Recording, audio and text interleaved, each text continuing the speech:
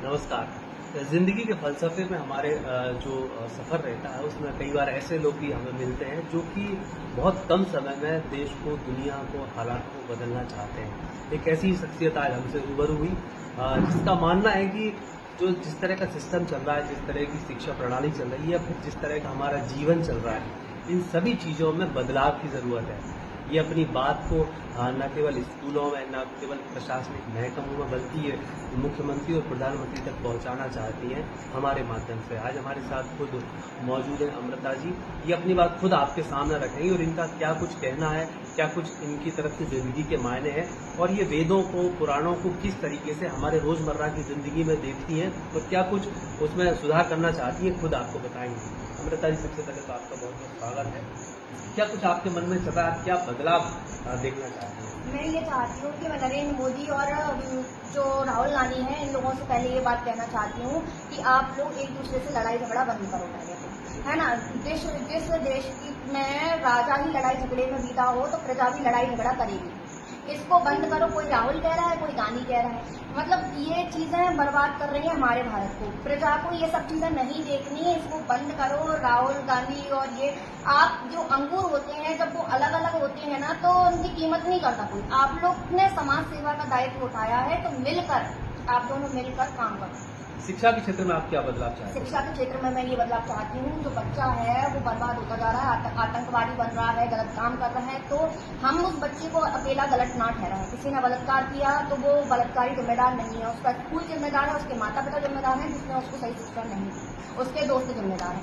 चोर है, चोरी कर रहा है तो स्कूल जिम्मेदार है, उसके माँ बाप जिम्मेदार है कि वो उसको इस लायक नहीं बना सके कि वो पढ़ लिख कर कमा सके। और ये हमारा भारत पतन होता जा रहा है, बर्बाद होता जा रहा है, घोर कलयुग छा गया। अभी कहें कलयुग है तो ये सब होगा नहीं। कलयुग से बचने का उपाय है सबसे पहले ये अंग्रेजी भाषा को हमारे भारत से भगाओ। और दूसरी चीज है कि आप रामचरितमानस पढ़ो, और पढ़ना नहीं है उसको रीड नहीं करना, उसको पता नहीं करना, उसको एक, जैसे मैं किसी डॉक्टर के पास गई, उसने मुझे दवाई दे दी और दवाई को मैंने खाया नहीं, तब तक मैं सही नहीं हो सकती। अगर आपको अपने जीवन में अच्छा चाहिए, हमारा भारत बदल जाए, मोदी जी बहुत अच्छा कर रहे हैं, जितनी तारीफ करूं उतना कम है। मैं दोनों के सपोर्ट में भी हूं और दोनों के सपोर्ट में नहीं भी हूं, क्योंकि मैं ये कहूंगी अलग अलग लोगों काम मत करो, एकजुट होकर काम करो। एक भी जन आत्महत्या कर रहा है, मैं नरेंद्र मोदी तक ये बात पहुंचाना चाहती हूँ। जितने भी लोग नेता हैं, कांग्रेस पार्टी के हों, भाजपा के हों, अन्य पार्टियों के हों, मैं सब तक एक बात पहुंचाना चाहती हूँ। मैं आप लोगों को एक दायित्व में बता रही हूँ कि मनुस्मृति में मैंने पढ़ा कि ना, जिस राजा के दायित्व में जनता दुखी है, जिस न्यायाधीश के नेतृत्व में जनता को गलत निर्णय लिया गया, झूठी गवाही वगैरह दी गई, वो जो न्यायाधीश है और राजा है, दोनों नर्क का भोग करेंगे। और जब आप नर्क में जाओगे, भूत चढ़ा के आपको आपके पाप गिनाएंगे, तब आप ये कहते हो कि हे भाई बंधु सखा माता पिता, तुम लोगों ने मुझे रोका क्यों नहीं पाप करने से। तो मैं आप लोगों को पाप करने से रोक रही हूँ। हर किसी के अंदर भगवान है। एक इतने से तनिके की भी जो पैर के नीचे आ गए उसकी भी बुराई मत करो, निंदा मत करो, क्योंकि जब वो उड़ के आके आंख में चला जाएगा तो वो जीना मुश्किल कर देगा। इसलिए पीठ पीछे किसी की बुराई मत करो। स्कूलों में और गुरुकुल को लेकर आप कुछ कहना चाह रहे हैं? हाँ, मैं ये चाहती हूँ कि देखिए, मेरी नहीं तो आप ना महात्मा गांधी की बात मान लो। जितने भी कलेक्टर हैं IAS तो सबने ये बुक पढ़ी है। जब आप लोग कलेक्टर वगैरह की तैयारी करते हो, कंपटीशन की तैयारी करते हो, हिंदी की ल्यूसेंट है, ये बहुत ज्यादा पॉपुलर किताब है। इसमें दिया गया है पहले ही चैप्टर में, महात्मा गांधी कहते हैं कि जो अपन भाषा का ज्ञान ले रहे हैं अंग्रेजी भाषा में, 5 से 6 साल एक्स्ट्रा लगते हैं स्कूलों में। मैं कहती हूँ 5 से 6 साल नहीं तो 15 साल बर्बाद कर रहे हैं। एक क्लास में क्वेश्चन आंसर पढ़ते हैं, दूसरी क्लास में भूल जाते हैं। इसका क्या उपयोग है रियल लाइफ में? स्कूल में बच्चों को पेरेंट्स ने इसलिए नहीं भेजा कि आप ये कहो कि इसके इतने नंबर आए, उसके इतने नंबर आए। नंबरों के लिए नहीं भेजा। मैं भी बहुत सारे बच्चों को पढ़ाती हूँ। कोई टॉपर भी होता है ना 90% वाला, तो भी वो टेंशन में पड़ता कि मम्मी मार मार के पढ़ा रही है। जो फेल हो रहा है वो फेलियर नहीं हो रहा, वो कैसे पढ़ेगा इंग्लिश? स्कूल में टीचर है वो इंग्लिश नहीं आती, घर पे माँ बाप को नहीं आती, जिनसे बात करता है उनको नहीं आती। मुझे ये समझ में नहीं आ रहा, 100-200 साल तक हमारे भारत को ये नहीं पता था कि हम लोगों को कोई शासन कर रहे थे हमारे ऊपर। उसके बाद हम लोगों ने आजादी ली, तब किसी को पता पड़ा। आज में मैं ये समझ में नहीं आ रहा, हम अंग्रेजी पढ़ के किसके सामने अच्छा बन रहे हैं। हम लोगों ने 84 लाख योनियां पार करी, चूहे बिच्छू चुपकली सब बने, फिर इंसान का जन्म मिला भगवान को प्राप्त करने के लिए। स्कूल का मतलब होता है कि आप भगवान का रास्ता दिखाओ। टीचर का मतलब जो होता है, टीचर को गुरु और भगवान इसलिए माना गया कि भगवान का रास्ता दिखाता है। स्कूलों में भगवान का रास्ता नहीं दिखा रहे, वेद आदि शास्त्र नहीं पढ़ा रहे, जिसकी वजह से हमारा भारत पतन की तरफ जाता जा रहा है। आप इन सब बातों को लेकर अभी तक कितने अधिकारी या जन जनप्रतिनिधियों के पास पहुंचे? मैं सबके पास जा चुकी हूँ, IAS कलेक्टर वगैरह से, एजुकेशन डिपार्टमेंट में, स्कूल में सब प्रिंसिपलों से बात कर चुकी हूँ। उन सब लोगों ने मेरे से कहा है कि हम खुद चाहते हैं कि स्कूल की जगह गुरुकुल में कन्वर्ट हो जाए, लेकिन ये ऑर्डर जब तक ऊपर से नहीं आएगा तब तक हम नहीं मानेंगे। और जो एजुकेशन डिपार्टमेंट है वो भी कुछ काम नहीं कर पा रहा है। IAS कलेक्टर भी इतना पढ़ाई लिखाई करने के बाद भी उनकी नहीं चल रही, क्योंकि उनको चलाने वाला नेता है। तो नेता, मैं ये कहूंगी फिर तो पढ़े लिखे होने का कोई मतलब ही नहीं। ये सब छोड़िए, मुझे इन सब चीजों पर कोई चर्चा नहीं करनी है। वो लोग भी पढ़े लिखे होते हैं, कौन कितना पढ़ा लिखा है इससे कोई लेना देना नहीं है। अगर आप पढ़े लिखे होकर भी गलत काम कर रहे हो तो आप गलत हो, आपकी पढ़ाई लिखाई का कोई मतलब नहीं है। मैं ये बात पहुंचाना चाहती हूँ कि स्कूलों को बदल के आप गुरुकुल खोलो, और हमारा भारत बहुत अच्छा हो सकता है जब हम हर बच्चे को रामचरितमानस में से राम जैसा लड़का मिले, किसी को राम जैसा पति मिले, राम जैसा पिता मिले, और जो लड़की है वो सीता जैसी बनकर रहे। लड़की जो आपका कहना है कि लड़कियों को सीता बन के रहना चाहिए, लड़कों को राम बन के रहना चाहिए। इसके ऊपर भी आपने तमाम अध्ययन किए हैं। क्या फलसफा है आपका जिंदगी का? कैसे एक लड़का राम बन सकता है, कैसे एक लड़की सीता बन सकती है? मैं बताऊंगी। रामचरितमानस में वर्णन आता है कि 4 प्रकार की स्त्रियां होती हैं। पहले प्रकार की स्त्री वो होती है जो अपने पति को ही सब कुछ मानती है, देवता की तरह पूजती है। शिव पुराण में भी वर्णन आता है पति और पत्नी में कोई अंतर नहीं है, पति ही पत्नी है और पति ही पत्नी है, मतलब दोनों आपस में कनेक्शन है। क्योंकि वेद मंत्रों को जब शादी में वेद मंत्र पढ़े जाते हैं, उन वेद मंत्रों का ये मतलब होता है जब शादी हुई तो 2 आत्मा जो है उनको एक कर दिया गया, शरीर अलग अलग है, आपस में पति पत्नी ही लड़ रहे हैं एक दूसरे से। मतलब बहुत सारे पुराणों का अध्ययन करने के बाद ये पता पड़ा कि जैसे आजकल टीवियां बर्बाद कर रहे हैं, सब कुछ सीरियल बर्बाद कर रहे हैं। एक पिक्चर आई, उसमें नहीं बताया गया कि पति ने एक थप्पड़ मार दिया तो लड़की ने डिवोर्स दे दिया। इतनी छोटी छोटी सी बातों पर तलाक लेने का कोई मतलब नहीं है। उस लड़के को मैं ये कहूंगी, अगर आपका पति कैसा भी हो, ठीक है ना, कैसा भी हो, उससे कभी नफरत मत करना। इसलिए मत करना क्योंकि 25 सालों तक आपने उसे नहीं पाला था, उसके माँ बाप ने उसे पाला था, उसने उनको जैसे संस्कार दिए उसने वैसा वैसा किया।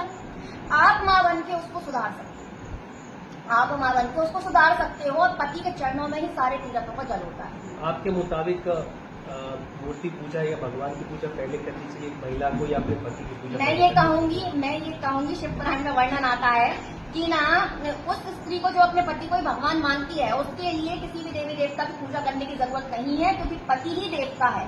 पति के रूप में जो आपको मिला है वो लूड़ा हो, लंगड़ा हो, काला हो, बहरा हो, पर स्त्री लंपट ही क्यों ना हो, देवताओं के समान पूजनीय है। इस बात का मैं प्रूफ दे सकती हूँ आप लोगों को।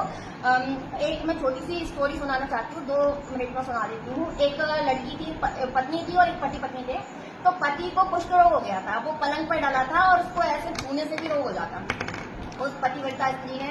लेकिन उसको ना किसी वैश्या से मिलने का मन था, किसी दूसरी लड़की से मिलने का मन था। तो वो उसकी पत्नी ने क्या किया, मतलब बहुत सारे पैसे इकट्ठे करे, झाड़ू पोछा बर्तन कपड़ा इकट्ठा करके, और ना फिर उसके बाद वो पैसे से ना झोली पर टांगे और पति को दूसरे कंधे पर टांगा, और वो उसको दिल्ली ले जाने पर लगी अपने मतलब वैश्या से, किसी से खुद ही मेहनत करके। लेकिन उससे टकराट हो गई, एक तपस्वी साधु तपस्या कर रहे थे, तो उससे वो टकरा गया वो लड़का। तो वो साधु कहते हैं कि ना, किसने मेरी तपस्या भंग करी, कल सूरज उगते ही साथ वो इंसान की मृत्यु हो जाए। वो लड़की कहती है, वो पत्नी कहती है कि ना, ये साधु बहुत सुना, मैंने बहुत सेवा करी अपने पति की, लेकिन अगर मेरे पति पर कोई बात आई ना तो कल सूर्योदय ही नहीं होगा। तो पूरा जो सृष्टि है बिगड़ने लगी, सारे देवी देवता उस तपस्वी के चरणों में। उन्होंने कहा कि उस पतिव्रता स्त्री के पास जाओ, बात करो। तो उनके पास गए, उन्होंने कहा कि मैं सब कुछ सही कर दूंगा, तुम्हारे पति से शाप वापस लेता हूँ, सूर्य पे उदय हो गए। तो उस पतिव्रता स्त्री की वजह से वो लड़का भी अच्छा हो गया, साधु ने उसको अच्छा कर दिया, वो अच्छा इंसान बन गया, रोग भी सही हो गया और वो उससे प्यार करने लगा। अगर लड़की चाहे ना तो अपने पति को सही कर सकती है, ठीक है। आपको कैसा भी मिला है, आपको आपके कर्मों का नतीजा है, नहीं है तो माता पिता के कर्मों का नतीजा है। गरुड़ पुराण में जो अपन पढ़ते हैं तो उसमें ये बात कही गई है, लोग दूसरों पर दोष रोपण करते हैं कि आपने दुख दिया, आपने दुख दिया। किसी में इतनी, एक श्लोक आता है, किसी में इतनी क्षमता नहीं है कि कोई आपको दुख दे सके। आप अपने दुखों के स्वयं कारण हो। ज्योतिष शास्त्र में भी ये आता है, जन्म से आपको जो भी मिले, रिश्तेदार परिवार वालों के रूप में, शादी के बाद नए रिश्तेदार मिलते हैं, लड़की को भी मिलते हैं, लड़कों को भी मिलते हैं, तो वो लोग हैं पिछले जन्म में जिनने आपके साथ पाप करे थे, वो लोग भी आपके रिश्तेदार हैं, और अच्छे कर्म करे थे वो भी आपके रिश्तेदार हैं। जो आपको दुख दे रहे हैं आपके रिश्तेदार के रूप में आके, वो आपसे बदला ले रहे हैं। कम शब्दों में आप ये बताइए कि आप प्रधानमंत्री से, सरकार से, सिस्टम से, या या मध्य प्रदेश सरकार से, केंद्र सरकार से आप क्या कुछ डिमांड रखती हैं, क्या मांग रखती हैं, क्या कुछ बदलाव? मैं ये चाहती हूँ कि राम राज्य नहीं है जहाँ पे शराब, गुटखा, दारू और ये सिगरेट वगैरह बिक रही हैं, ठीक है। अन्य चीजों के नाम मुझे नहीं आते क्योंकि मैं सब चीजों को नहीं जानती, है ना। तो ये सब चीजें हैं, लड़कियों की जिंदगी बर्बाद कर रही हैं। आधे से ज्यादा तलाक के केसेस इसलिए हो रहे हैं कि लड़का शराबी है, लड़का शराब पी के पत्नियों को पीटता है।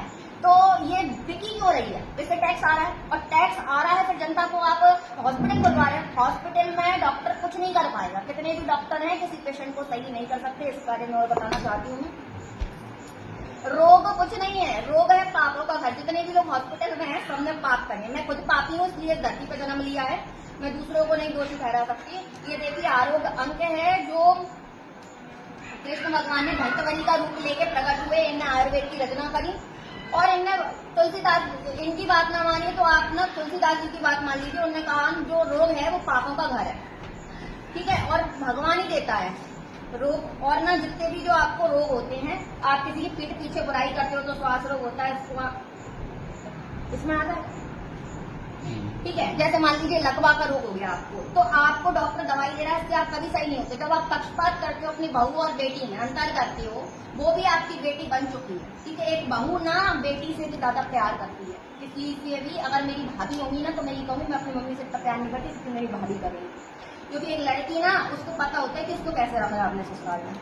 तो मैं ये कहूंगी जब आप पक्षपात करते हो तो आपको लकवा का रोग मार जाता है। आपने अपने दो बेटों में अंतर किया, दो लड़कियों में अंतर करा, किसी से ज्यादा प्यार करा, तो ये गलत है। भेदभाव मत करो बच्चों के साथ, सब आपकी संतान है, सबके संग प्रेम से रहो। नहीं, आपने मेरे क्वेश्चन को आप समझे नहीं। मैं आपसे ये पूछ रहा था कि आप सरकार से या सिस्टम से क्या बदलाव चाहते हो? आप बिल्कुल बहुत कम शब्दों में बताइए क्या कुछ आप बदलाव। ठीक है, मैं आपको सीधी बात ये कहना चाहती हूँ कि ना सबसे पहले वेदों का अध्ययन करवाएंगे। जब बच्चा राम जैसा बनेगा तो हमारा भारत अच्छा हो जाएगा। जब लड़की सीता जैसी मिलेगी तो हमारा भारत अच्छा हो जाएगा। लोग गलत काम नहीं करेंगे और जो ये गलत काम हो रहे हैं ये बंद हो जाएंगे और हमारा भारत बच जाएगा, है ना। हर लड़के को अच्छा इंसान बना दो आप, क्योंकि एक लड़का होता है मिट्टी की तरह, जैसा आकार दोगे वैसा बन जाएगा, और लड़की भी एक मिट्टी की तरह होगी, जैसा आकार दोगे हो जाएगा। हम लोग जब तक भगवान को प्राप्त करने आए, लड़ाई झगड़ा छोड़ दीजिए। मैं नरेंद्र मोदी से ये कहना चाहूंगी, राहुल गांधी से ये कहना चाहूंगी, आपस में मिलकर काम करें, छोड़ दो बुराई भलाई, दोनों के अंदर भगवान है। और मैं ये कहूंगी कि मुसलमान हो चाहे अन्य देश हो, किसी से लड़ाई झगड़ा मत करो। उनके अंदर भी कोई भगवान है, आपके अंदर भी कोई भगवान है। सबसे बड़ी जीत वो ही है कि कोई युद्ध ही ना, युद्ध करना बंद करो। हमसे बातचीत करने के लिए आपका बहुत बहुत धन्यवाद। तो ये थी अमृता जी, इनकी जिंदगी के फलसफे अलग है। इनका कहना है कि किसी भी दल को आपस में हेल्दी कंपटीशन रखना चाहिए, आपस में लड़ाई झगड़ा हिंदू मुस्लिम या जात पात इन सब चीज़ों में ना पड़ते हुए हमारे देश की भलाई के लिए, सिस्टम की भलाई के लिए, आने वाली पीढ़ी की भलाई के लिए और बच्चों की भलाई के लिए काम करना चाहिए। तभी देश में राम राज्य की स्थापना होगी। अशोकनगर से आशीष मालवीय।